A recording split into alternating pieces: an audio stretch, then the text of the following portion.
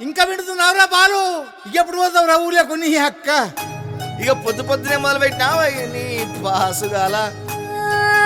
కోలోన పల్లె కోడి కూతల్లే ఒల్లిరుసుకుందే కోడెలాగల్లే యాప పుల్లల షేదు నమిలిందే రామ రామ రామ రామ తలకు పోసుకుందే నా నేల తల్లే అలికి పూసుకుందే ముగ్గు సుక్కల్లే సద్ది ముటల్లే సగబెట్టుకుందే బాయి గిర్కన పల్లె